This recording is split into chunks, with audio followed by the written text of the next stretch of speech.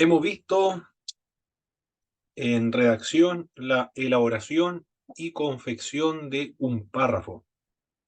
Él envía a los correos también distintas formas de elaborar párrafos, distintos tipos de párrafos. Se utilizan esos tipos de párrafos de acuerdo a los intereses, las necesidades y los temas que nosotros queremos comunicar. Y lo más básico en cuanto a la redacción, aprender a elaborar un párrafo. Un párrafo está compuesto de oraciones y la oración está compuesto de sujeto, verbo y también el predicado, o también se le denomina el complemento. Y el párrafo es un conjunto de varias oraciones, no una oración, sino muchas oraciones.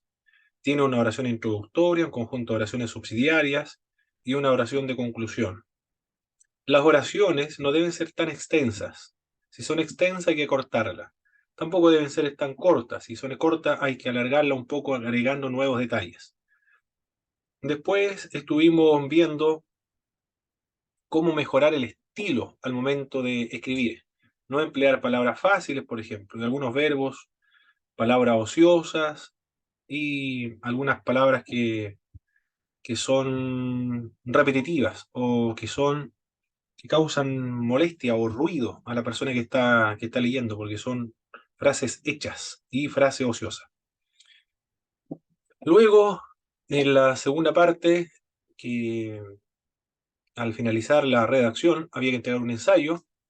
El ensayo es la plataforma, lo más básico para prepararnos, capacitarnos para entregar un trabajo monográfico.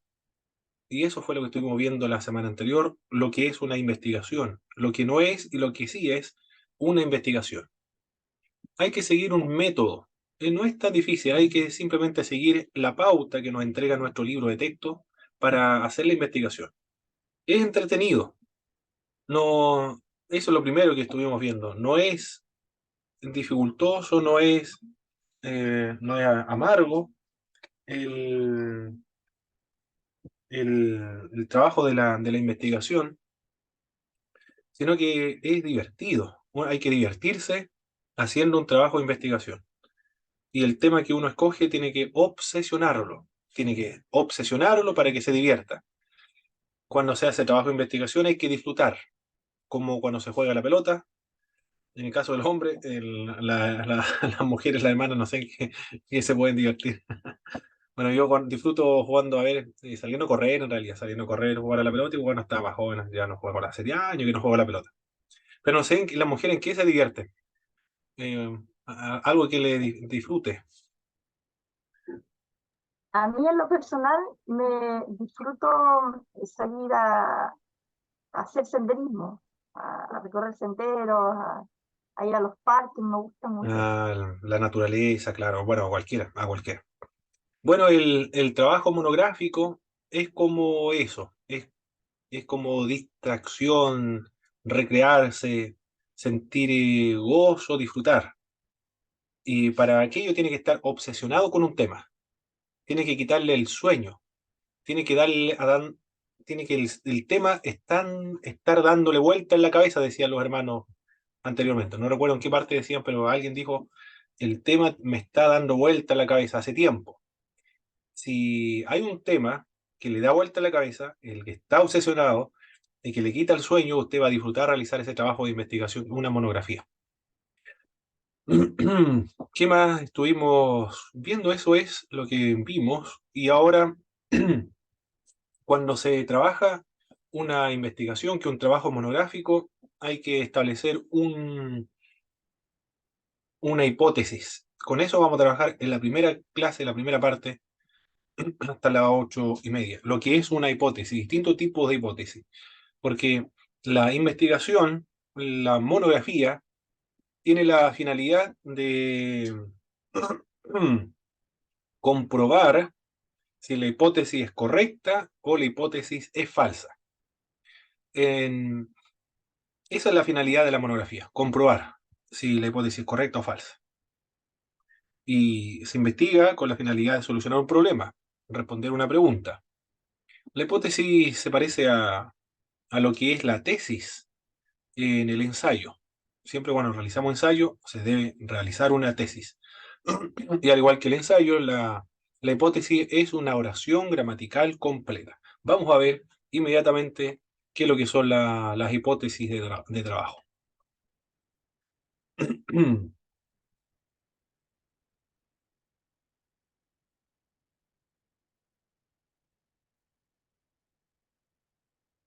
Aquí vamos a ver entonces lo que es una hipótesis.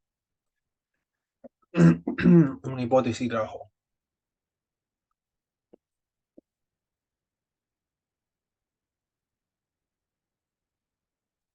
En la monografía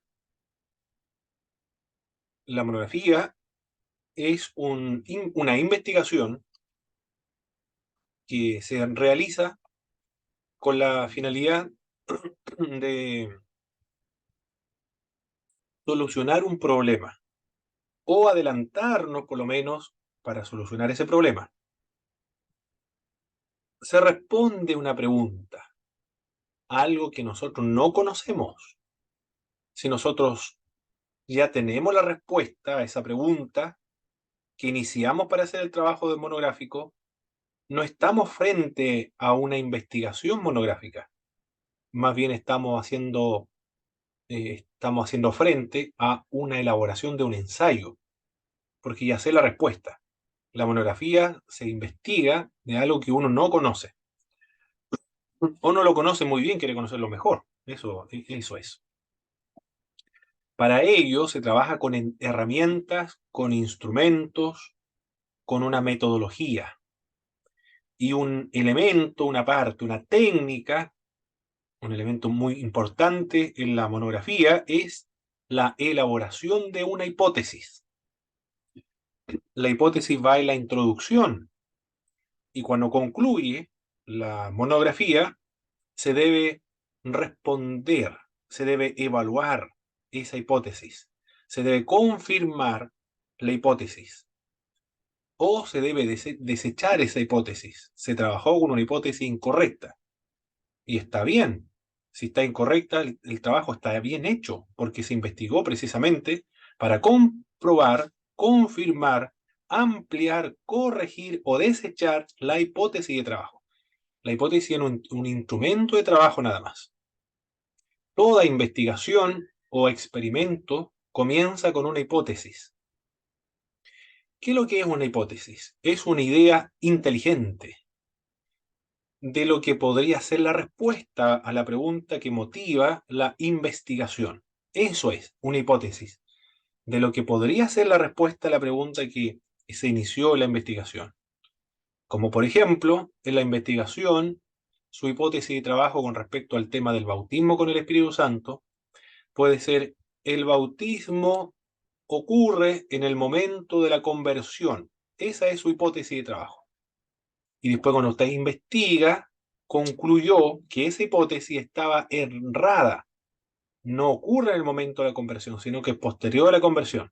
Ahí usted corrigió, evaluó, desechó esa hipótesis de trabajo. Pero es una herramienta de trabajo. Independientemente si está de acuerdo o no, la conclusión a la cual llegue usted con respecto a esa hipótesis, no hay problema. Se puede corregir, se puede desechar esa hipótesis de trabajo. También se puede haber un problema en una congregación donde de hace tiempo que no están llegando hermanos nuevos a aceptar a Jesucristo en la congregación. Y su hipótesis de trabajo va a ser que no están llegando hermanos a la congregación porque nuestros hermanos no están evangelizando. Puede ser, no están evangelizando. Esa sería su hipótesis. Hermanos nuevos o miembros nuevos no llegan a nuestra congregación porque nuestros miembros no están evangelizando para ganar almas. Usted va a investigar ese asunto, por qué no están llegando almas nuevas. Y su conclusión fue que su hipótesis de trabajo estaba errada. No es que los hermanos no estaban evangelizando, ellos estaban evangelizando. Personalmente, al aire libre, le hablaban a los colegas de trabajo. El problema es otro. El problema puede ser que hay varias iglesias que son más atractivas en cuanto a lo estético, puede ser en cuanto a la música o cualquier otro asunto. Ya. Esa investigación estuvo bien hecha, porque usted averiguó, el problema no eran nosotros, o sea, de que no evangelizaba. El, el problema era otro asunto, no llegan por otras razones, otras causas y otras variables por las cuales no llegan los hermanos a nuestra congregación. Para eso son los trabajos de investigación. Lo que podría ser una respuesta que motiva investigación. Podría ser, no que es, sino que podría ser. Y uno investiga para comprobar si es correcta la hipótesis o está errada, o hay que reelaborarla. Por ejemplo, lo que dice James Dunn en su libro Dieron culto los cristianos a Jesucristo, al cristianismo primitivo en el segundo templo. Esa es la pregunta, ¿dieron culto los cristianos a Jesucristo? Y luego él, al final de su trabajo de investigación, de su libro, dice, no es si los cristianos dieron o no culto a Jesucristo, sino que los cristianos primitivos no practicaron una jesulatría, sino que el culto al cristianismo, el culto a Jesucristo, no estuvo desvinculado del Padre y del Espíritu Santo, sino que se adoraba al Padre por medio de Jesucristo en el Espíritu Santo. Es una adoración trinitaria. Corrigió la pregunta inicial de su trabajo, James Dunn. Dijo, no es si dieron o no culto los cristianos primitivos a Jesucristo, sino que si ese culto se podía dar sin la presencia del Padre y del Espíritu Santo. Para eso investiga. Todos los trabajos de investigación tienen la finalidad de evaluar, corregir, confirmar o reelaborar la pregunta de su investigación o su hipótesis. La hipótesis no es una adivinanza, sino que es una declaración del resultado que se anticipa. No se adivina, obviamente, no es una adivinanza, sino de lo que podría ser la respuesta a la pregunta de investigación, en base al conocimiento y experiencia previo a la razón. Es decir, hay razones buenas para suponer de que mi respuesta a esta pregunta puede ser la correcta. Y usted investiga para confirmar si su respuesta es correcta o errada. Su respuesta es la hipótesis. Su respuesta es la hipótesis. Pero es provisoria. Es provisoria nada más. Está sujeta a comprobación.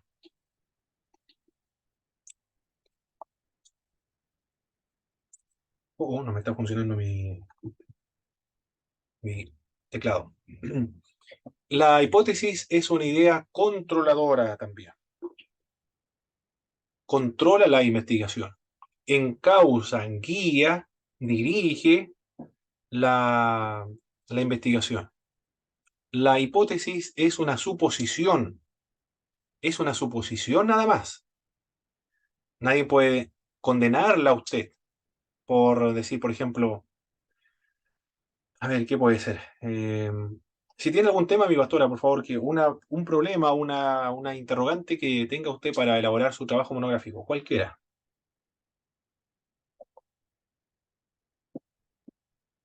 Puede ser algo que a mí me interesa en lo personal. ¿Puede un cristiano sufrir depresión? Excelente, muy bien. Lo voy a escribir aquí. Lo voy a escribir aquí. Tiene una pregunta aquí. ¿Pueden los cristianos sufrir depresión? ¿Pueden los cristianos? Ya, ya. Entonces usted ahora tiene que plantear una hipótesis, mi pastora Isenia. ¿Cuál sería su hipótesis? Recuerde que la hipótesis es una suposición, una idea controladora. Es una respuesta provisoria que podría ser en el campo de las posibilidades. Hay buenas razones para creerlo, pero hay que confirmarlo, si es correcto o no. ¿Cuál podría ser esa respuesta?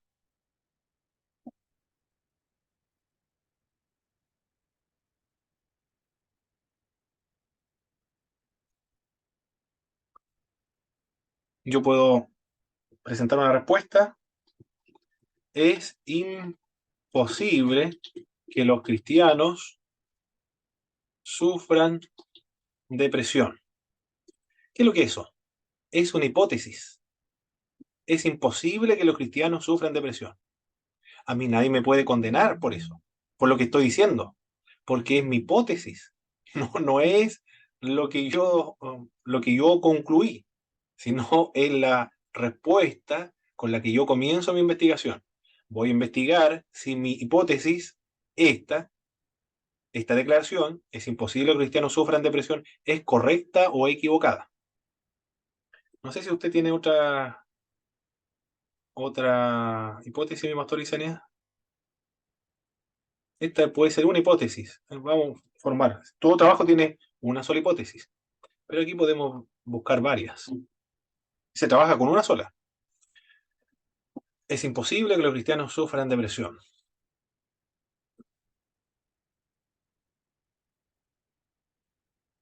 Puede ser la contraparte, que los cristianos pueden sufrir de depresión.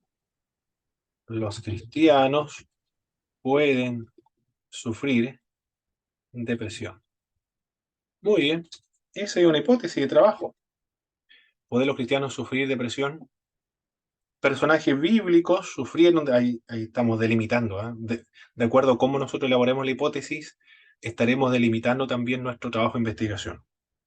Eh, personajes bíblicos. No, si personajes bíblicos. No, a ver, si profetas bíblicos sufrieron depresión, los cristianos en la actualidad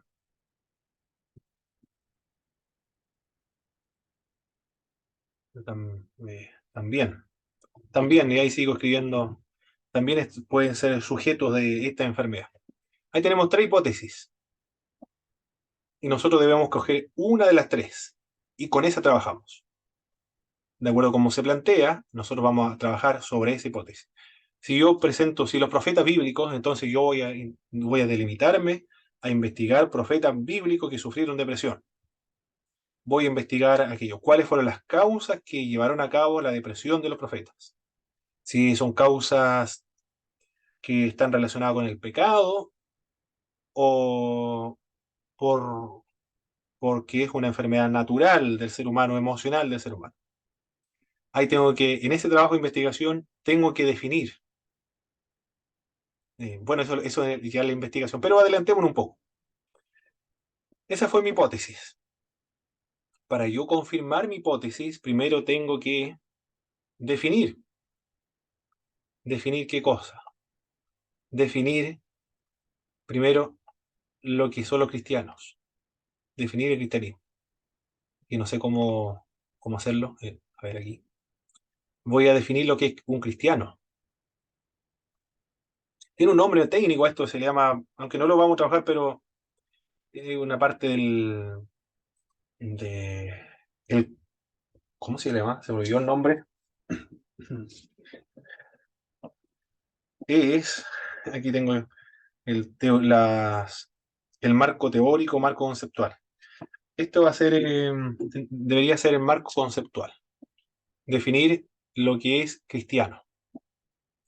Luego, usted definir lo que es un cristiano, ¿qué es lo que es un cristiano? Hay que definirlo muy bien, el marco conceptual es muy importante, porque usted va a trabajar en base a conceptos, y hay que aclarar los conceptos. Si no lo aclara, entonces no le van a entender lo que quiere decir usted. Por eso hay que definir cristiano. Cuando utilizamos el término cristiano, queremos decir a una persona nacida de nuevo. Y depresión. Se debe definir también depresión. ¿Qué es lo que es la depresión? De acuerdo a qué criterios se van a utilizar para definir depresión. Lo más probable es que sea la Organización Mundial de la Salud, la definición médica de lo que es depresión. Y también lo más probable es que tenga que ver con enfermedad. Va a tener que definir también enfermedad. Definir lo que es un cristiano, definir lo que es depresión, definir lo que es enfermedad. Y también lo más probable es que tenga que definir lo que es pecado. Ahí va a definir cristiano, enfermedad, depresión y pecado. Con esos conceptos ya usted puede trabajar bien. ¿Es posible que los cristianos puedan sufrir depresión? Si dice que no es posible, entonces ¿por qué cristianos se deprimen? ¿Acaso están en pecado? Pero si es una enfermedad, pero una enfermedad causada por el pecado, por falta de comunión con Dios. Pero si es una enfermedad, el resfriado también es una enfermedad. ¿Por qué no se le acusa de pecado a una persona que está resfriada? Ah, porque no se cuidó.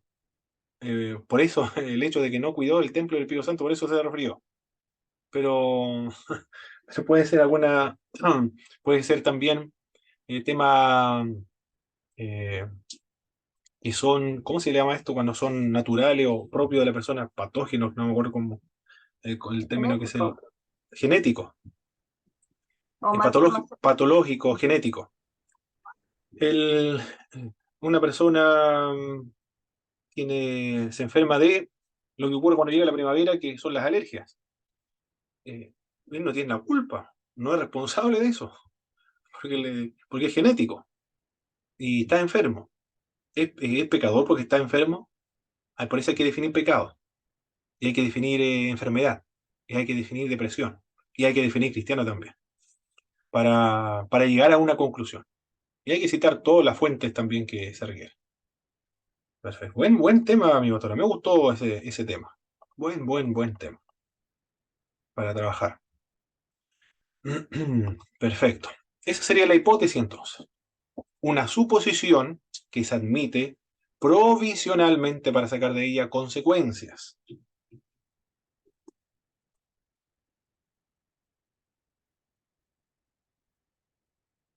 La función de la investigación es verificar fehacientemente si la hipótesis es correcta o no.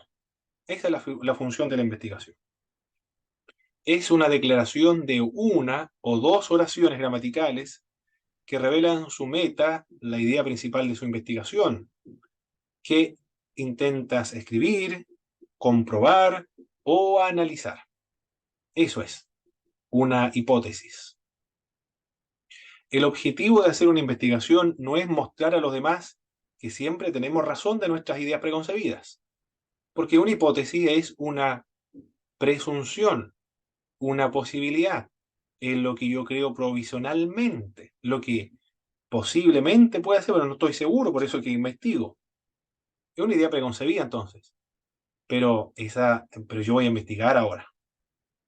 El propósito de la investigación es mostrar a los demás que no siempre tenemos la razón en nuestras ideas preconcebidas, sino de probar tales ideas preconcebidas para ver si son acertadas o son erróneas.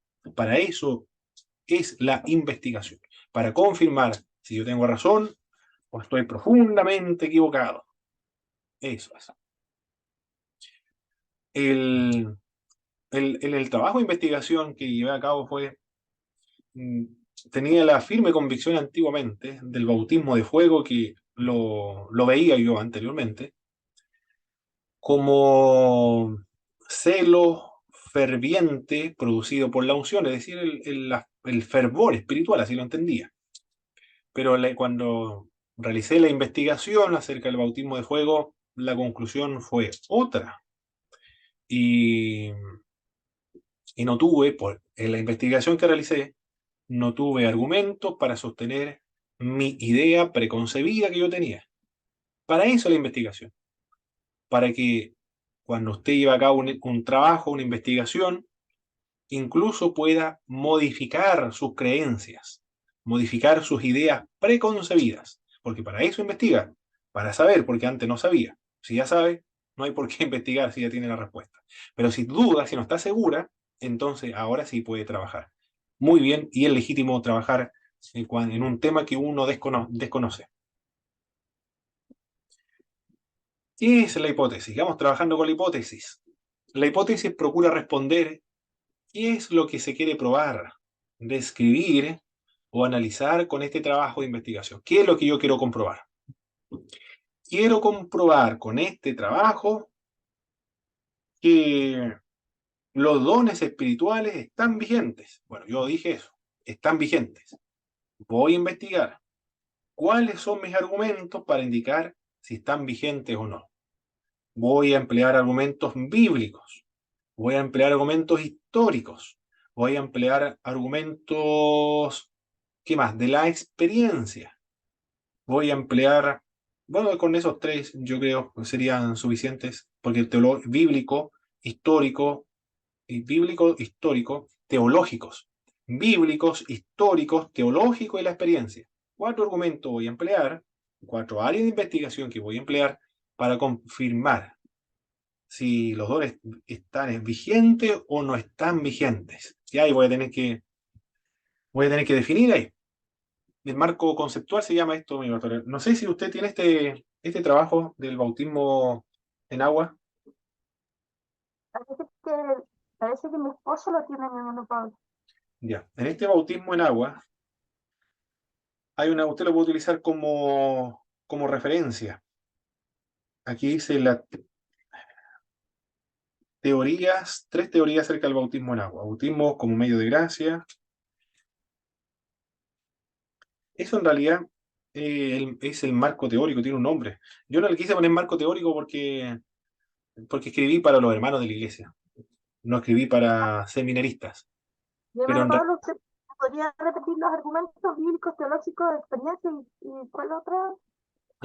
bíblico, histórico, Ay, bueno. teológico y basado en la experiencia. ¿Cuál sería la diferencia entre los argumentos bíblicos y teológicos? El Eh, argumento bíblico es un texto bíblico ya. que yo presento, por ejemplo, Corintios habla acerca de no todos tienen dones de lengua, no todos son profetas, no todos... Ya, como cuando uno cita en el el pasaje fondo. bíblico propiamente tal, y realiza una exégesis en ese pasaje bíblico. Lo otro tiene que ver con temas teológicos. Es la reflexión de todo el contexto general de las Sagradas Escrituras. Como por ejemplo, yo puedo decir, el, mire, está, este libro se llama Gerard Loving, un especialista del Nuevo Testamento, de teología. ¿Necesita Dios la Iglesia? De la editorial San Pablo. Él es un autor católico romano, es un exégeta. Y él en realidad está hablando de otros temas, pero, pero aquí, en ese libro hay una comprensión mm, para sostener la vigencia de los dones espirituales. Su pregunta es, ¿Dios necesita la iglesia? Esa es la pregunta. De eso trabaja el autor, Gerard Loving. Pero los argumentos que él presenta son, pero contundentes para sostener la vigencia de los dones espirituales. Desde el punto de vista teológico, porque él dice que con la venida de Jesús de Nazaret, pero lo que él está haciendo tiene otro autor que le está ayudando, que es un protestante, se llama Oscar Cullmann, de Cristo y el tiempo. Con la primera venida de Jesucristo comienzan los tiempos escatológicos, dice Oscar Cullmann. Comienza, y bueno, la Biblia también dice lo mismo. Comienzan los tiempos escatológicos. Los tiempos escatológicos entonces son entre la primera venida de Cristo y la segunda venida de Cristo. Todos esos son los tiempos escatológicos. Nosotros estamos en los tiempos escatológicos. Pero también estamos en la antigua era. Nosotros estamos en un tiempo escatológico y al mismo tiempo en la antigua era. En ese periodo nosotros nos encontramos de transición entre la antigua era y nueva era.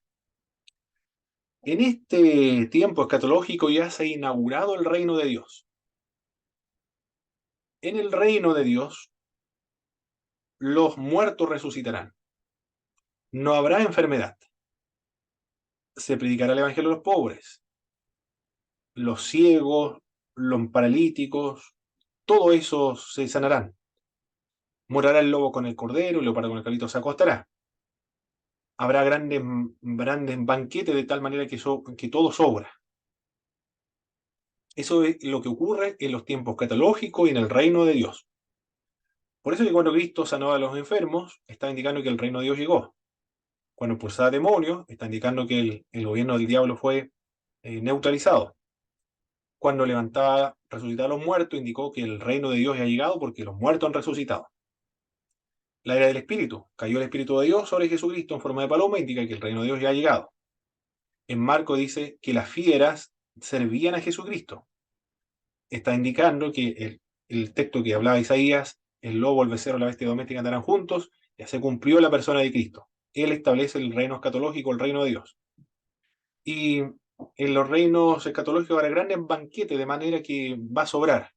Por lo tanto, cuando Cristo alimenta a 5.000, después a 4.000, y sobró por medio de 5 panes y 2 peces, indica que el reino de Dios ya ha llegado, ha comenzado ese banquete extraordinario, de manera que sobra de todo lo que se comió. Eso es lo que dice Gerard Loffing.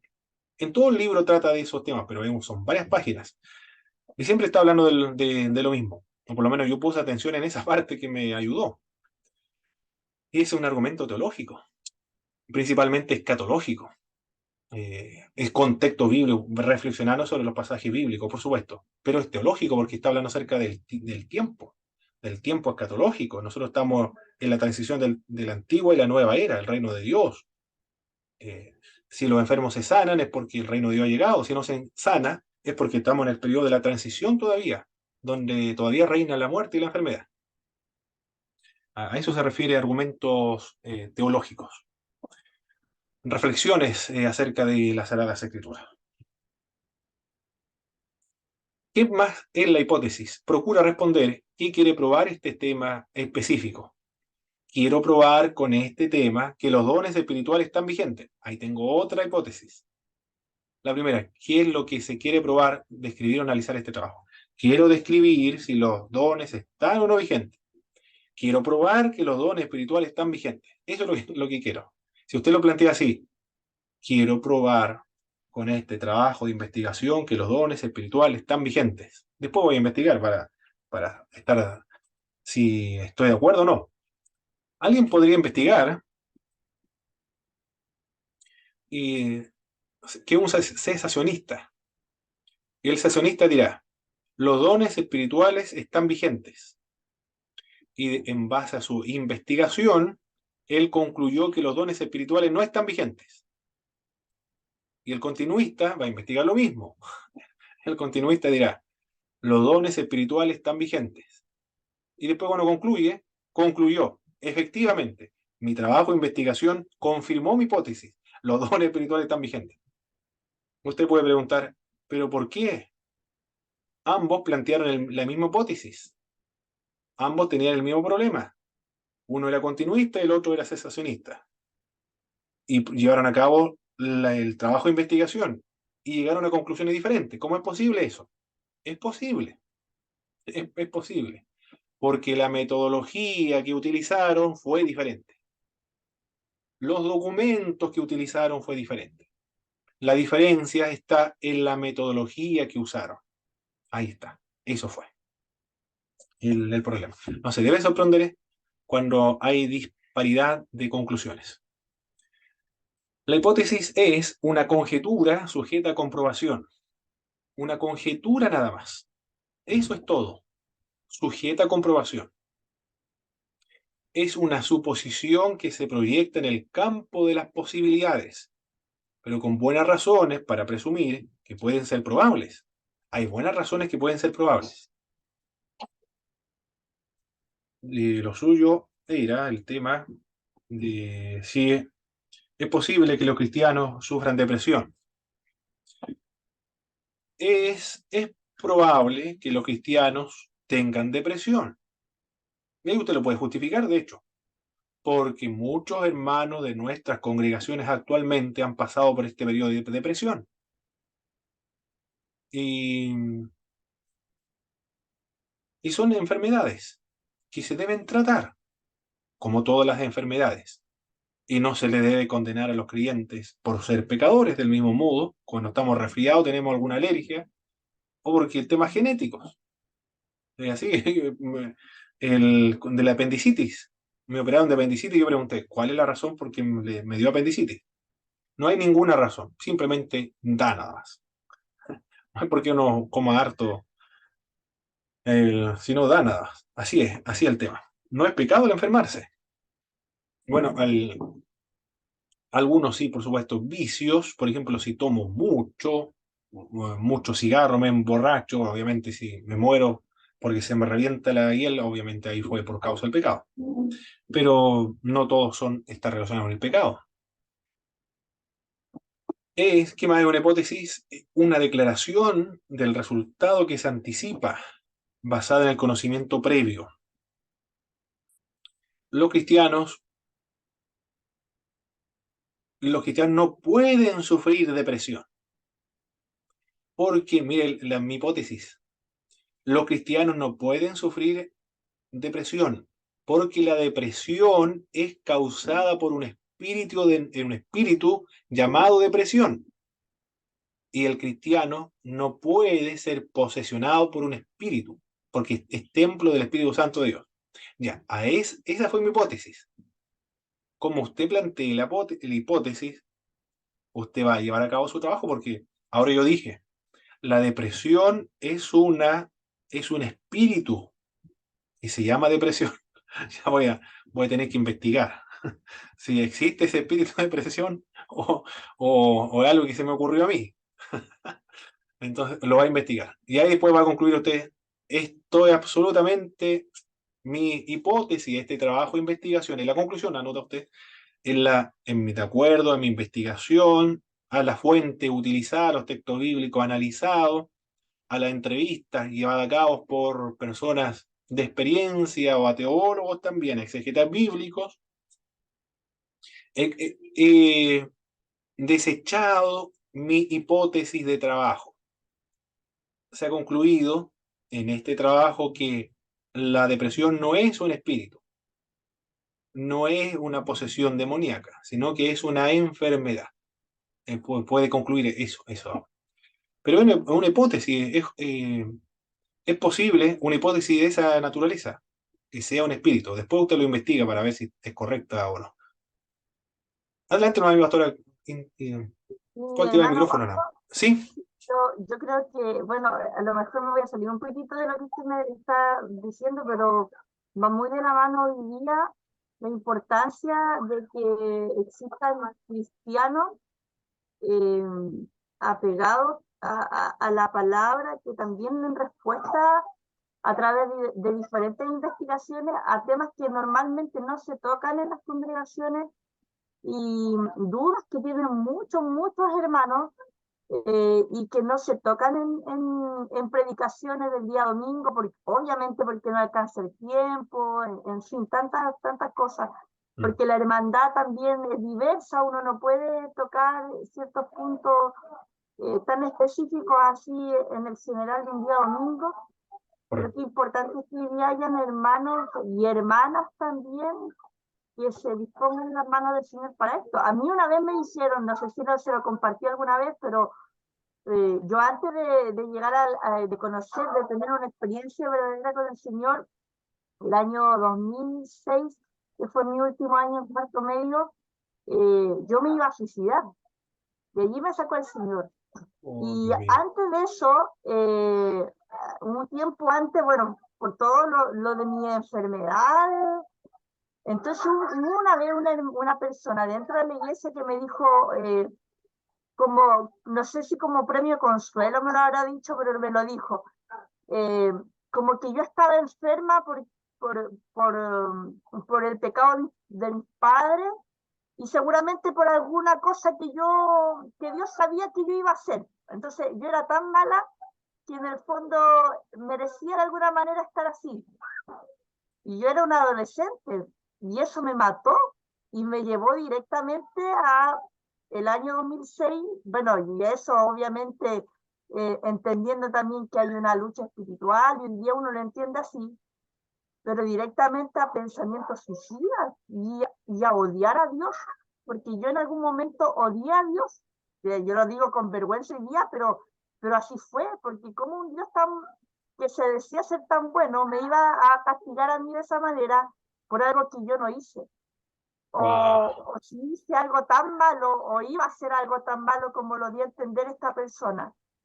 Y estamos hablando de personas que están dentro de las iglesias y llevan muchos años. Entonces no se miden aquellas cosas. Entonces es importante hoy día que se levanten instrumentos de las manos del Señor, hermanos y hermanas, que echen por tierra estas cosas, porque así como me pasó a mí, quizás a cuántos otros les pasará, o padres que sus hijos nacen enfermos y dicen, a lo mejor hice algo tan malo que lo merezco. Y no es así, porque finalmente presentamos un Dios malo y Dios no es así. Claro, esa es la teología falsa. Es la misma teología de los amigos de Job. Eran falsos teólogos, malos teólogos, inventando doctrina. Increíble, ¿eh? Lo que causa a los hermanos.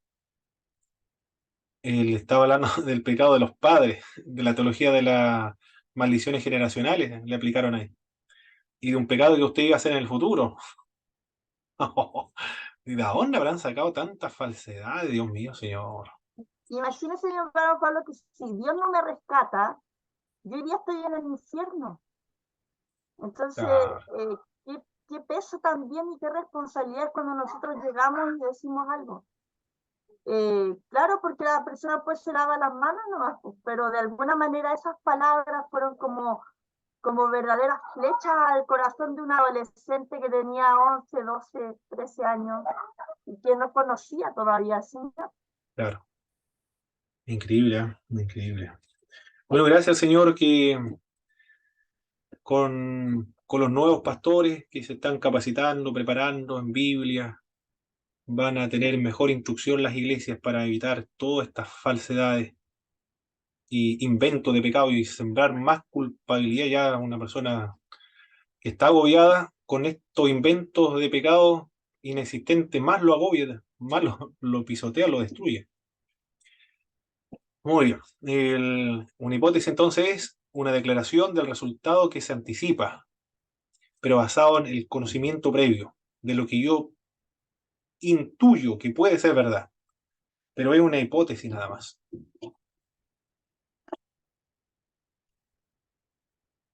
A ver si funciona aquí. La hipótesis es una respuesta provisional que se propone a un problema o pregunta bajo investigación. Eso es la hipótesis. También es una explicación provisional, escogida entre varias explicaciones posibles. Anteriormente nosotros vimos como tres explicaciones posibles. Es imposible que se sufra depresión. Es posible que sufra depresión. Es imposible porque esa depresión es causada por un espíritu. Tres distintas explicaciones posibles. Pero nosotros escogimos o debemos escoger una sola hipótesis. La hipótesis es una suposición de algo posible o imposible para sacar de ello una consecuencia. En el campo específico de la investigación, hipótesis es un enunciado que se establece provisionalmente como base de una investigación que puede confirmar o negar la validez de esta. Es lo que dice Muñoz Lazo en su libro Cómo hacer tesis de grado, posgrado, de doctorado, magíster hasta de bachiller. Bien. La investigación tiene por finalidad verificar fehacientemente si la hipótesis es correcta o errada.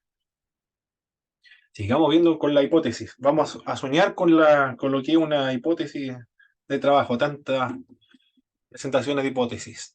Los logros de la hipótesis. Es concreta una idea, aclara un problema, da una explicación inicial al problema, señala un camino para la investigación, organiza un esquema de trabajo. Hay varios criterios que se pueden utilizar para evaluar una muy buena hipótesis. ¿Cuáles son estas? Lo que dice Salkin en uno de los libros que yo tengo son muy buenos. Bueno, todos los libros que tengo de elaboración de monografía o metodología de investigación se llaman estos libros. Si usted tiene la posibilidad de ir a la biblioteca o una librería, en Temuco está la Antártica. No conozco otra librería aparte de la Antártica. Si va a Valdivia, otra parte está la Feria Chilena del Libro. En Temuco solamente la Antártica. Y ahí vos puede encontrar libros de metodología de la investigación, lo puede leer para profundizar mucho más todavía. Porque si quiere continuar los estudios superiores en teología, que sería magnífico porque se requieren profesores futuros de Biblia, teología. Y mucho mejor si son pastores porque tienen la experiencia pastoral y podrían dar materias relacionadas con el pastorado. Hay que adquirir esa literatura para profundizar estos conocimientos. Este libro de Salkind dice lo siguiente: se expresa en forma declarativa y no como pregunta. Ah, entonces, acá para llevar a cabo los trabajos de investigación, no en forma de preguntas. Esto es de acuerdo al seminario donde uno estudie mi pastor Licenia. Porque en la Global, para realizar mi trabajo, mi tesis de trabajo, por ejemplo, no trabajé con hipótesis, trabajé con pregunta de investigación. En, en Fatela, para hacer mi tesis de graduación también, fueron pregunta de investigación. Pero para la monografía en ISUM, no en forma de pregunta, sino en forma de hipótesis.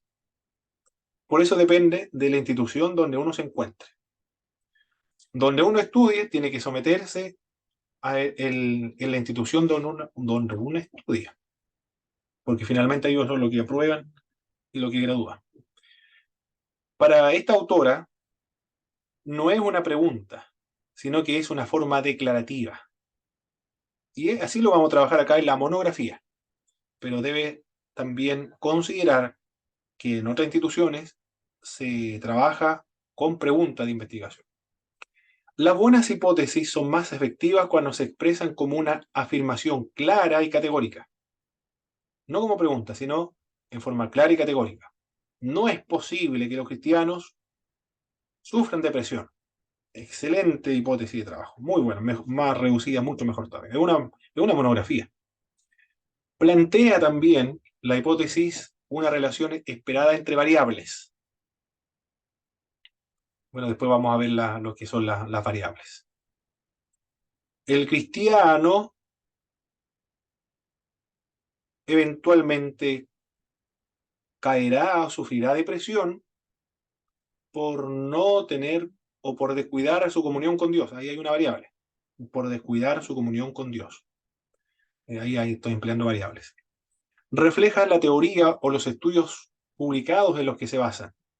Entonces la hipótesis no es cualquier idea preconcebida, sino porque alguien lo sostuvo.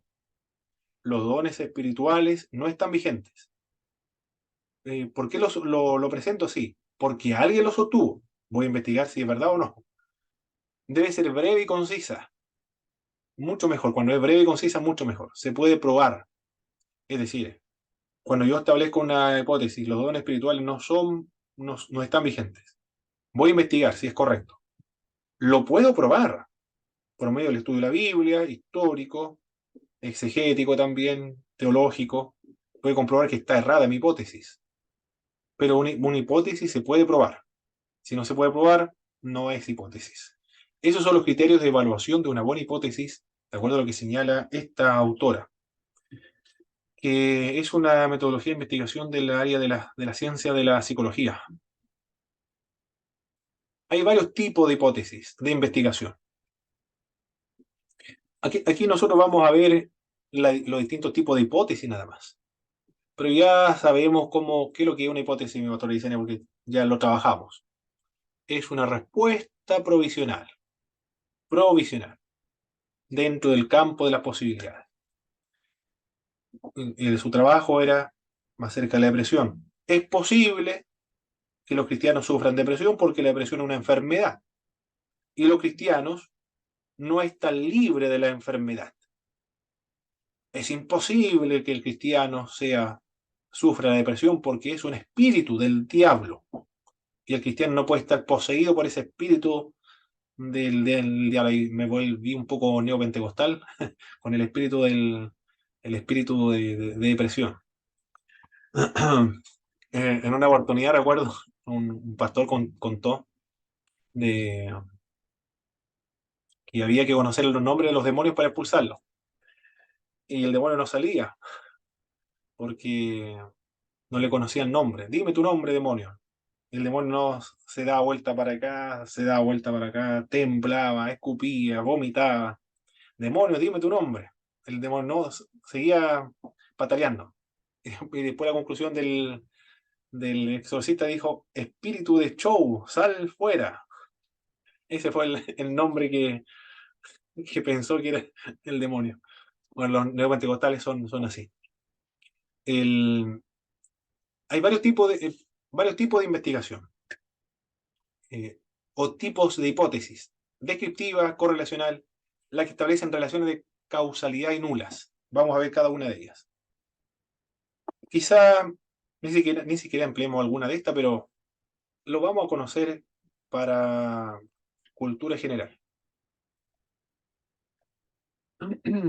Hipótesis descriptiva. Yo me acuerdo que cuando estuve en ISUM, mi profesor Nicolás Marcón, creo que se llamaba, Marcelo Nicolás Marcón, mi profesor de metodología de la investigación o de elaboración de monografía, él no daba a los estudiantes las presentaciones en PowerPoint porque decía, es responsabilidad del estudiante ir escribiendo lo que uno presenta en la pizarra y lo que proyecta en el computador.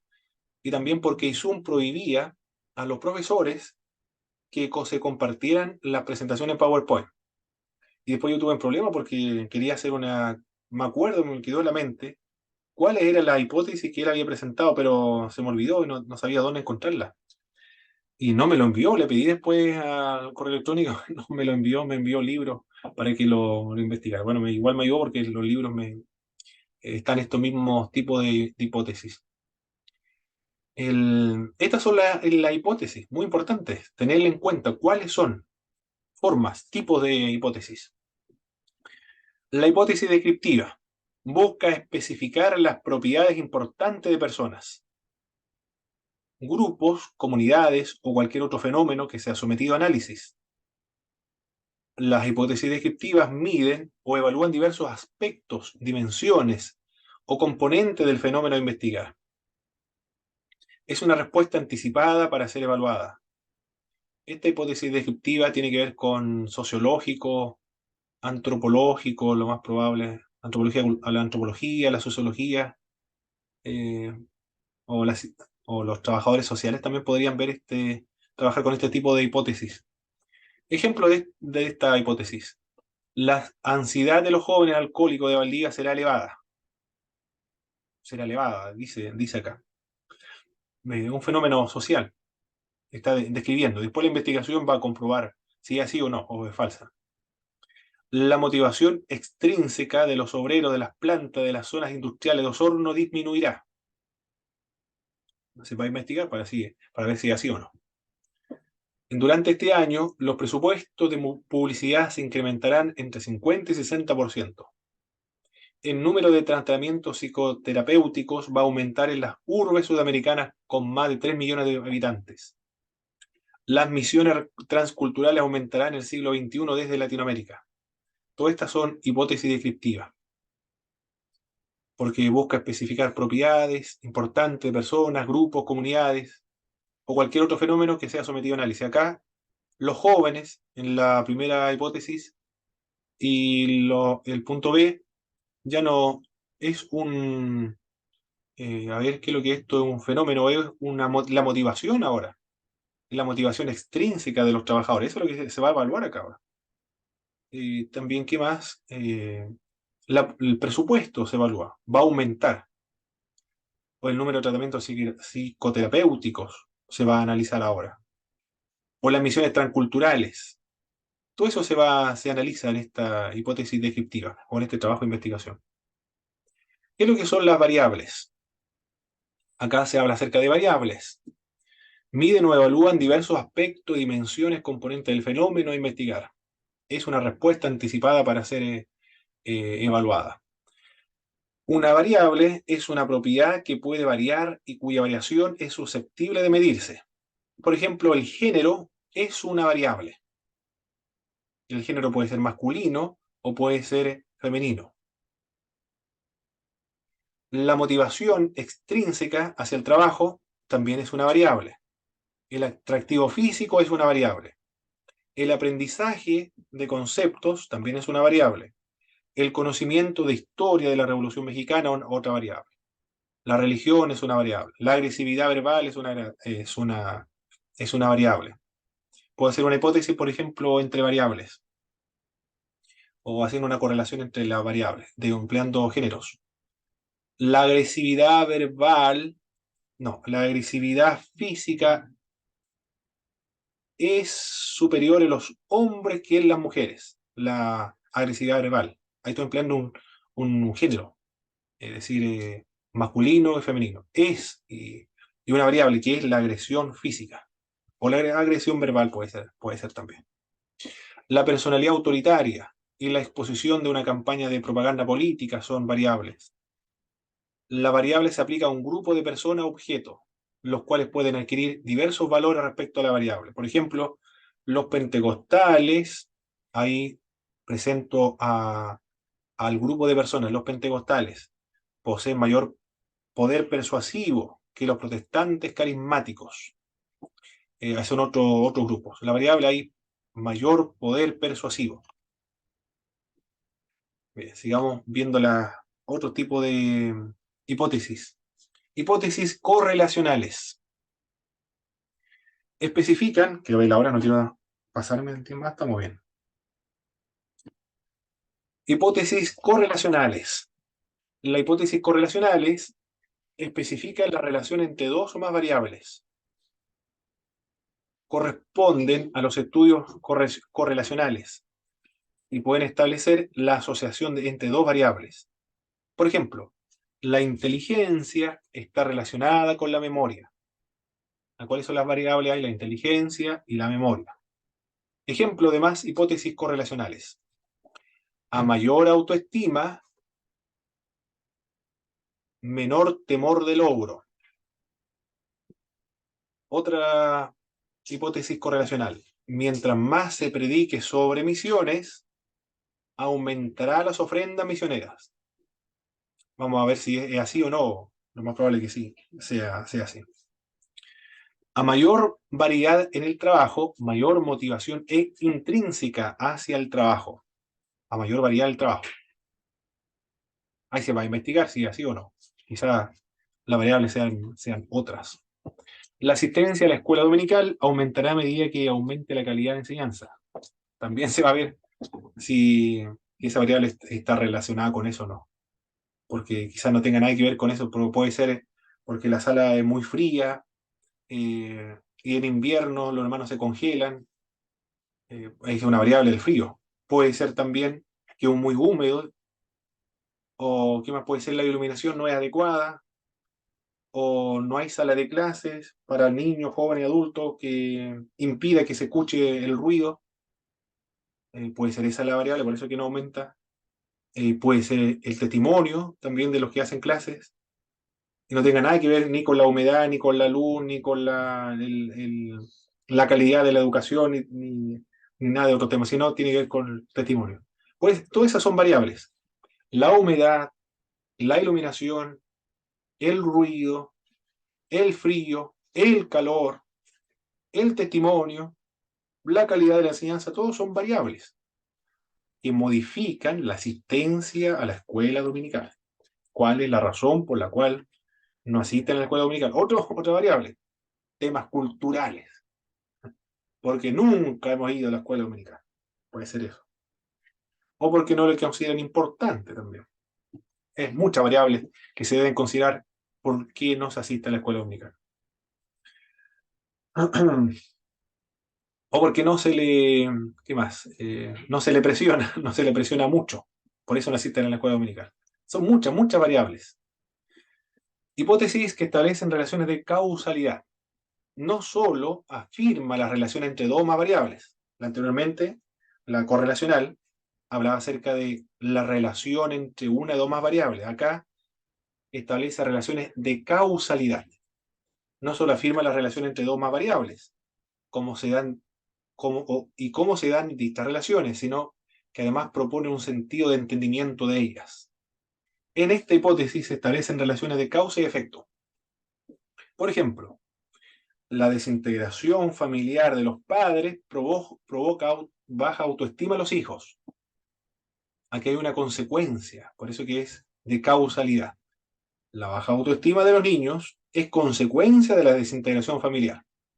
Después se va a investigar si eso tiene que ver o quizás esté profundamente equivocado. Para eso se investiga, para confirmar si la hipótesis es correcta o falsa. Todas estas son hipótesis muy breves, no son largas, son breves, concisas, concretas. Otro ejemplo de hipótesis de causalidad. Todas las personas que en el 2013 recibieron transfusiones de sangre o derivados contaminados con el VIH morirán antes del año 2016. Esos son otros ejemplos, con dos ejemplos ya suficiente para este tipo de hipótesis de causalidad.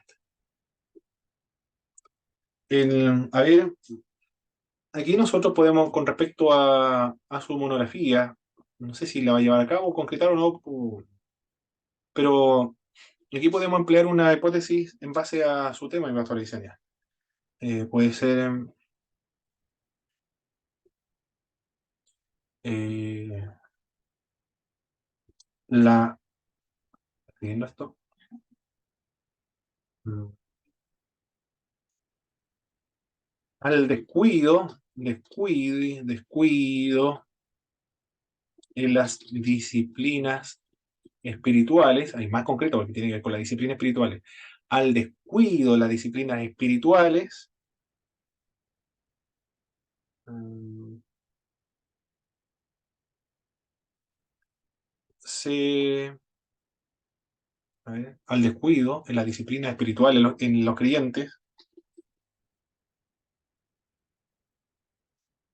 creyentes, estos quedan expuestos a la depresión. Quedan expuestos a la depresión. Ya esto sería una hipótesis de causalidad. Porque la depresión, de acuerdo a ahí está, de depresión. Ahí estoy indicando en esta hipótesis que la depresión es causa, consecuencia del descuido de la disciplina espiritual en los creyentes. Es una hipótesis de causalidad. ¿Puedo usar esa tarea? Habría que verla. Bueno, hay muchas formas de hipótesis, yo le presento acá varias. Usted la puede formular eh, como mejor le conviene para su investigación. Sigamos avanzando. Con esta, la siguiente ahora. La hipótesis nula. ¿En qué consiste la hipótesis nula? La hipótesis nula son el reverso de la hipótesis de investigación. También constituye proposiciones acerca de la relación entre variables, solo que sirve para refutar o negar lo que afirma la hipótesis de investigación. Por ejemplo, no se verifica la relación entre la autoestima y el temor de logro. Esta hipótesis nula son como, bueno, como todas las hipótesis son respuestas provisionales, pero expuesta sí es como es propio de la conclusión de un trabajo de investigación. Pero esa es la característica de la investigación o la hipótesis nula. Es lo reverso de la otra hipótesis de investigación. No se verifica la relación entre la autoestima y el temor de logro. No hay ninguna relación entre uno y el otro. No existe relación entre el tipo de personalidad y el éxito en el trabajo. No se aprecia diferencias en los patrones de voto en función del partido político. La marca de helado preferida es independiente de la edad, género e ingreso del comprador. Ahí siempre la está negando, ¿eh? O está diciendo que es independiente, no tiene ninguna relación entre uno y el otro. Solo sirve para refutar o negar lo que afirma la hipótesis de investigación. Vamos a ver cómo se podríamos formular la hipótesis de la depresión. Es la falta de comunión con Dios, la falta de comunión con Dios, no se relaciona con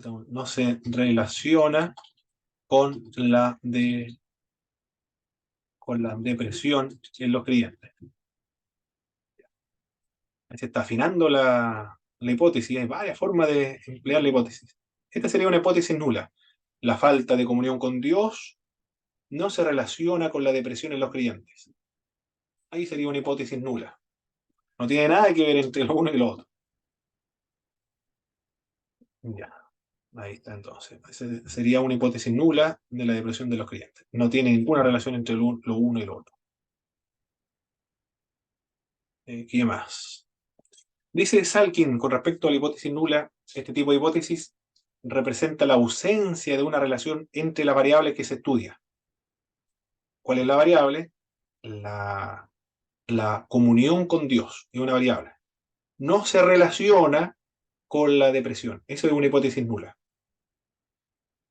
Son expresiones de igualdad. Por ejemplo, no existe relación entre el tipo de personalidad y el éxito en el trabajo. Entonces, para emplear una hipótesis nula, no existe relación entre la comunión con Dios y la depresión. Ahí sería una hipótesis nula. No hay diferencia entre los patrones de voto en función del partido político. La marca de helado preferida es independiente de la edad, género e ingreso del comprador. Bien. Esas son algunas hipótesis nulas. Más ejemplos de hipótesis. Hipótesis de investigación no direccionales. Reflejan la diferencia entre grupos, pero no se especifica la dirección de la diferencia. La hipótesis de investigación no direccional solo dice que hay una diferencia, pero no dice nada acerca de la dirección de tal diferencia.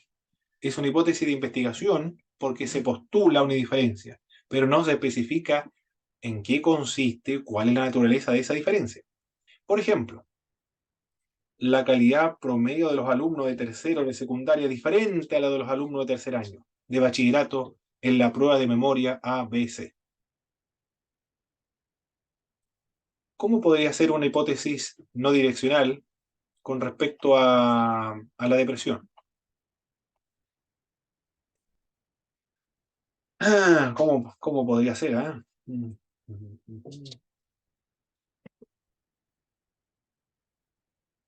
La depresión